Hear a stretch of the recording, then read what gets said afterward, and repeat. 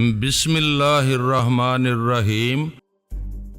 شرافت علی اور گلزمان نے بھی میری تقلید کی تھی۔ ابھی ہم زیادہ دور نہیں گئے تھے کہ پیچھے سے کتوں کے گرانے کی آوازیں سنائی دینے لگیں۔ میں نے پیچھے مڑ کر دیکھا، کتے ہم سے کافی تھے۔ عین اسی لمحے عمارت کی تمام روشنیاں جل اٹھیں اور مجھے وہ چاروں کتے نظر آ گئے جو ہمارے طرف لپکے چلے آ رہے تھے۔ دشمن نے ہمیں کتوں کے ذریعے گھیرنے کی کوشش کی تھی۔ گلزمان بھاگتے بھاگتے رک گیا۔ اس کے منہ سے ایک بار پھر وہی آواز نکلی جو کتوں پر شہر طاری کر دیتی تھی۔ آواز کے نکلتے ہی کتوں کی گراہٹ ختم ہو گئی۔ چاروں کتے اپنی اپنی جگہ کھڑے ہو کر گلزمان کو تکنے لگے۔ گلزمان نے اپنے ہونٹوں سے سیٹی بجاتے ہوئے ایک ہاتھ کو یوں حرکت دی جیسے کوئی چیز عمارت کی طرف پھینکی ہو۔ کتوں نے ایک لمحے گلزمان کو دیکھا اور پھر پلٹ کر عمارت کی طرف دوڑ پڑے۔ گلزمان واپس مڑ کر بولا، بھاگ لیں جلدی سے، یہ کتے اب کسی کو ہمارے پیچھے نہیں آنے دیں گے۔ ہم بھاگتے ہوئے عمارت کا چکر کاٹ کے جس جگہ نکلے وہ عمارت کا سامنے والا حصہ تھا۔ وہاں بہت تیز روشنی ہو رہی تھی۔ روشنی دیکھ کر ہمیں اپنی غلطی کا احساس ہوا تو ہم فوراً وہیں رک گئے۔ شرافت علی بولا، یہ تو ہم غلط سمت میں آ گئے ہیں، یارو واپس چلو۔ میں نے عمارت کے ایک دروازے کو دیکھتے ہوئے کہا، نہیں، واپس گئے تو مارے جائیں گے، دشمن ادھر ہی موجود ہے۔ اس دروازے سے عمارت کے اندر گھس جاؤ اور جو بھی نظر آئے اسے گولیوں سے چھلنی کرتے ہوئے عمارت کی پشت پر پہنچنے کی کوشش کرو۔ وہ میری بات سنتے ہی جھپٹ کر اس دروازے میں گھس گیا۔ یہ ڈرائنگ روم معلوم ہوتا تھا۔ کمرے کے وسط میں کھانے کی میز لگی ہوئی تھی۔ دیواروں کے ساتھ شوکیس دھرے تھے جن میں چینی کے برتن وغیرہ کبھی کرینے سے رکھے ہوں گے۔ اس وقت تو سب ٹکڑوں میں بٹے باہر فرش پر پھیلے ہوئے تھے۔ یہ یقیناً ان بموں کے دھماکوں کا نتیجہ تھا جو میں نے اور گلزمان نے اوپر کا دروازہ توڑنے کے لیے استعمال کیے تھے۔ اس کمرے میں اس دروازے کے علاوہ جس سے ہم اندر آئے تھے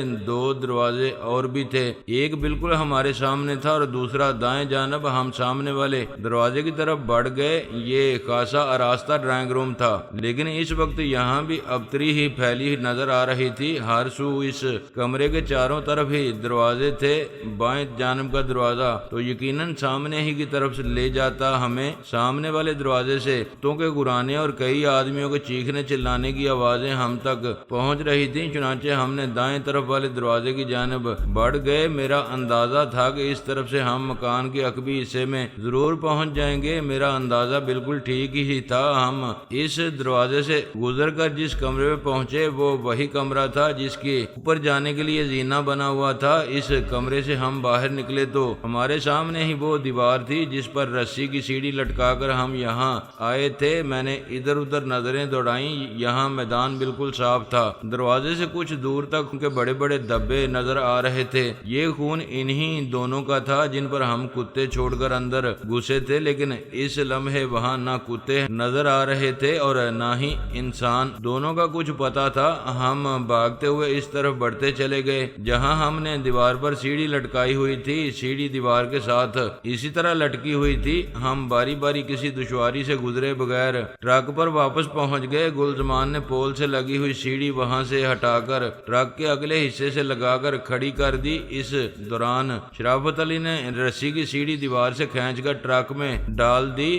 آس پاس کے مکانوں کی کھڑکیوں میں بہت سے مرد اور عورتیں کھڑے ہمیں دیکھ رہے تھے، لیکن ہم ان کی طرف توجہ دیے بغیر ٹرک کے اگلے حصے میں جا گھسے۔ میں نے فوراً ڈرائیونگ سیٹ سنبھال کر ٹرک سٹارٹ کر کے آگے بڑھا دیا۔ گلی سے نکلتے ہوئے اچانک پولیس کی ایک جیپ ہمارے سامنے آ گئی۔ اسے دیکھ کر مجھے ایک جھٹکا سا لگا۔ ایک پل کے لیے میرا پاؤں بریک پر پڑا تھا، لیکن دوسرے ہی لمحے میرا پاؤں ایکسیلیٹر پر آ گیا۔ ٹرک کی رفتار اور بڑھا دی۔ جیپ کے ڈرائیور کو اس کی توقع بھی نہیں ہوگی کوئی پولیس کی جیپ کو رونتے ہوئے آگے بڑھنے کی جرات کر سکتا ہے۔ اس کا خیال ہوگا کہ میں اسے سامنے دیکھ کر ٹرک کو روک دوں گا، لیکن میرے خلاف توقع حرکت سے وہ بری طرح بوکھلا گیا اور جیپ کو خوفناک حادثے سے بچانے کی کوشش میں ایک مکان کی دیوار سے ٹکرا دیا۔ پھر بھی ٹرک اس کے پچھلے حصے سے پورے زور سے ٹکرا ہی گیا۔ جیپ الٹ کر دیوار سے جا لگی تھی، لیکن پھر بھی گلی تنگ ہونے کی وجہ سے ٹرک سے الگ نہ جا سکی اور ٹرک اسے رگیدتا ہوا گلی سے باہر نکل آیا۔ سڑک پر آتے ہی میری نظر ایک طرف کھڑی ہوئی خان کی کار پر پڑی۔ وہ ہمیں ہاتھ کے اشارے سے اپنی کار میں آنے کو کہہ رہا تھا۔ میں نے پوری قوت سے بریک لگاتے ہوئے گلزمان اور شرافت علی سے کہا، جلدی سے اتر کر خان کی گاڑی میں چلو۔ ہم تینوں نہایت عجلت کے ساتھ ٹرک کو چھوڑ کر خان کی کار میں جا گھسے۔ کار کا انجن پہلے ہی سٹارٹ تھا۔ ہمارے بیٹھتے ہی خان نے کار تیزی سے دوڑانا شروع کر دی۔ میں بار بار پیچھے مڑ مڑ کر دیکھتا جا رہا تھا، کسی نے ہمارا تعاقب کرنے کی کوشش تو نہیں کی ہے، لیکن ہمارے پیچھے دور تک سڑک سنسان نظر آ رہی تھی۔ ہم نے اتنی تیزی دکھائی تھی، وہاں سے نکلنے میں کسی کو سنبھلنے اور تعاقب کرنے کا موقع ہی نہیں مل سکا تھا۔ شاید کافی دور نکل آنے کے بعد خان نے کار کی رفتار کم کرتے ہوئے کہا، شکر ہے یارو تم لوگ بخیریت واپس آ گئے، میں تو مایوس ہونے لگا تھا، تمہاری طرف سے بہت دیر کر دی تھی تم نے واپس آنے میں۔ ہاں یار، وہ ابلیس کا بچہ آئزک بچ نکلنے میں کامیاب ہو گیا ہے، اس بار بھی اسی کو ڈھونڈنے میں دیر ہو گئی ہمیں، میں نے جواب دیا۔ اوہ، ایک بار پھر بچ نکلا ہے وہ کمینہ، معلوم ہوتا ہے اس کی زندگی کے دن تمہارے تمام نہیں ہوئے ہیں ابھی، خان نے حیرت کا اظہار کرتے ہوئے کہا۔ شرافت علی بولا، ہمیں وہ ٹرک وہاں نہیں چھوڑنا چاہیے تھا جیلانی، اس کے ذریعے پولیس ہم تک پہنچ سکتی ہے، اور ایسی صورت میں جبکہ تم نے ان کی جیپ کو ٹکر مار کر انہیں نقصان بھی پہنچایا ہے، وہ پاتال سے بھی ڈھونڈ نکالیں گے ہمیں۔ اپنے معاملے میں بڑے فرد شناس ہو جاتے ہیں یہ، اس کی تم فکر مت کرو شرافت علی، ٹرک کے ذریعے وہ قیامت تک ہمیں تلاش نہیں کر سکیں گے۔ اس ٹرک کا رجسٹریشن کہیں نہیں مل سکے گا، وہ بغیر رجسٹریشن کے جعلی نمبر پلیٹوں پر ہی چلتا رہا ہے اب تک۔ خان نے میرے بولنے سے پہلے ہی اسے مطمئن کر دیا۔ صبح کے اخبارات ایک بار پھر غلام جیلانی اور اس کے ساتھی انڈی جیل کے مفرور اسلم آبی کے نام کی مالا جپ رہے تھے۔ رات کو ہم آئزک کو جو ذکر پہنچا کر آئے، اس کے متعلق اس نے پولیس کو یہی بتایا تھا کہ اس ساری بربادی کا ذمہ دار غلام جیلانی نامی ایک ڈاکو ہے۔ اخبارات نے جو کہانی شائع کی، اس کے مطابق رات کو 10 اور 11 بجے کے درمیان غلام جیلانی اپنے 2 ساتھیوں کے ہمراہ فیڈرل بی ایریا کے ایک مکان میں ڈاکہ ڈالنے پہنچا تھا۔ یہ مکان ایک جرمن صنعت کار مسٹر الیگزینڈر کی ملکیت ہے۔ یہاں وہ اپنے ان مہمانوں کو ٹھہراتے تھے جو دوسرے ملکوں اور شہروں سے کاروباری امور طے کرنے یا کسی اور کام کے سلسلے میں ان کے پاس آتے تھے۔ اخبارات نے الیگزینڈر کی موت کے بارے میں بھی لکھا تھا۔ ان کی اطلاع کے مطابق اب الیگزینڈر کے کاروبار کی دیکھ بھال اس کی بہن الزبتھ کر رہی تھی۔ ان دنوں یورپ کے ایک ملک سے آیا ہوا ایک بڑا صنعت کار اسمتھ الزبتھ کا مہمان ہے۔ وہ پاکستان میں سرمایہ کاری کے موقع کا جائزہ لینے کے لیے یہاں آیا ہے۔ رات وہ کچھ پاکستانی تاجروں اور صنعت کاروں کے ساتھ ایک میٹنگ میں مصروف تھا۔ جب غلام جیلانی وہاں پہنچا، اس نے گھر میں گھستے ہی گولیاں برسانا شروع کر دیں۔ اسمتھ کے ساتھ میٹنگ میں شریک 3 تاجر، ایک صنعت کار اور 2 الزبتھ کے محافظ موقع پر ہی ہلاک ہو گئے تھے۔ ایک محافظ کے پیر میں سٹین گن کی گولی لگی ہے۔ اس ہنگامہ آرائی نے مکان میں حفاظت کے لیے کھلے ہوئے کتوں کو بدحواس کر دیا اور انہوں نے 2 مہمان صنعت کاروں پر حملہ کر کے انہیں بری طرح زخمی کر دیا ہے۔ دونوں ہسپتال میں داخل ہیں۔ ڈاکٹر ان کی زندگی بچانے کی سر توڑ کوشش کر رہے ہیں، لیکن ان کے بچنے کی امید کم ہی ہے۔ مسٹر اسمتھ کا بیان ہے، 2 ڈاکٹر اپنے سردار کو جیلانی کہہ رہے تھے، جس سے پولیس اس نتیجے پر پہنچی ہے کہ یہ واردات بدنام زمانہ ڈاکو اور مفرور مجرم غلام جیلانی نے کی ہے، جسے عدالت سزائے موت سنا چکی تھی اور وہ لاہور جیل سے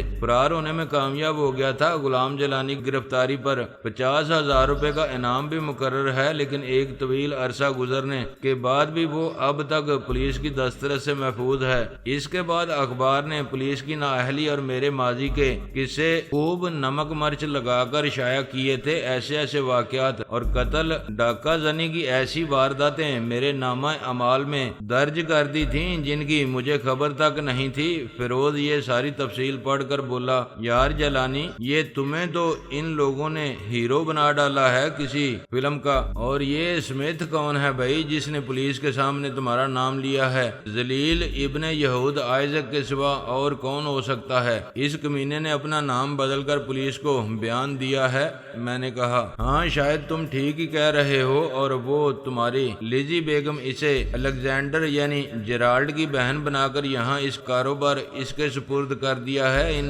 لوگوں نے یہ بات تو ہمیں آج اخبار کے ذریعے ہی معلوم ہوئی ہے، لیزی نے تو نہیں بتایا تھا تمہیں کچھ۔ ان لوگوں کا کوئی بھروسہ نہیں ہے بھائی، پل بھر میں کچھ سے کچھ بن جاتے ہیں یہ۔ ویسے رات میں نے آئزک کو تلاش کرنے کے دوران ساتھ والے مکان میں لیزی کو دیکھا تھا، اس نے بھی مجھے دیکھ لیا تھا اور انگلیوں سے فتح کا نشان مجھے دکھا کر غائب ہو گئی تھی۔ اچھا، وہ برابر والے مکان میں موجود تھی اس وقت؟ فیروز نے حیرانی سے کہا، یار یہ لڑکی تو ہمارے لیے ماما ہی بن کر رہ گئی ہے۔ ہاں، یہ اس کی تو کچھ سمجھ ہی نہیں آ رہی، کچھ پتہ نہیں چل رہا ہے کہ کس کھاتے میں ڈالا جائے، کون سے کھانے میں رکھا جائے اسے۔ ایک طرف تو وہ ان ابلیس زادوں کی ایسی معتقد خاص ہے کہ انہوں نے اسے یہاں جیرالڈ کا جانشین بنا دیا ہے اور اس کی بہن بنا کر سارا کاروبار اس کے حوالے کر دیا ہے۔ دوسری طرف لیزی کا ایک یہ روپ بھی ہے ہمارے سامنے کہ اس نے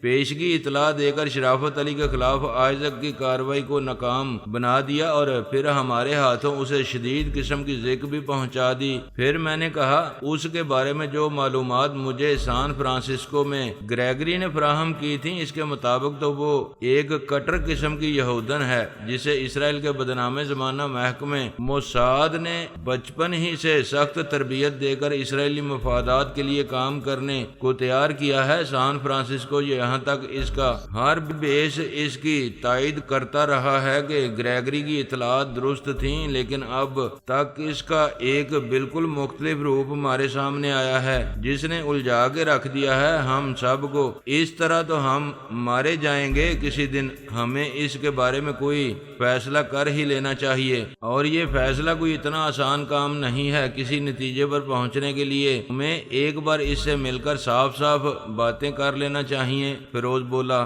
ہاں میرا بھی یہی خیال ہے۔ خان بولا، کہیں ایسا نہ ہو کہ ہم کوئی فیصلہ کر بیٹھیں اور فیصلے پر ہمیں بعد میں کچھ پچھتانا پڑے۔ ہاں تم لوگ ٹھیک کہتے ہو، اس کے بارے میں کسی اندھیرے میں نہیں رہنا چاہیے ہے، ایک بار سب کچھ کھل کر سامنے آ جانا چاہیے۔ میں بولا، لیکن میرا خیال ہے یارو کہ وہ جس طرح ہم سے متعارف ہوئی ہے، یعنی جو نقش اول ہمارے دلوں میں کنندہ ہو چکا ہے، اس کی طرف سے اس کے بعد اس کی کسی بات پر اعتبار نہیں کیا جا سکتا ہے۔ اس کے ہر عمل کو ہم شک و شبے کی نظر سے ہی دیکھتے رہیں گے۔ ہاں تمہاری بات بھی ٹھیک ہی لگتی ہے، مگر پھر بھی اس اونٹ کو کسی کروٹ تو بٹھانا ہی پڑے گا ہمیں۔ فیروز بولا، اس مسئلے پر پھر غور کریں گے کسی وقت۔ ابھی میں ذرا آبی کے پاس جا کر اس کی خبر لے آؤں، ورنہ وہ قیامت کھڑی کر دے گا میرے لیے۔ وہ بیچارہ فردوسی بیگم تنہا ہے، اس کی خبر گیری کرنے کے لیے ذرا اس کی ڈارس بھی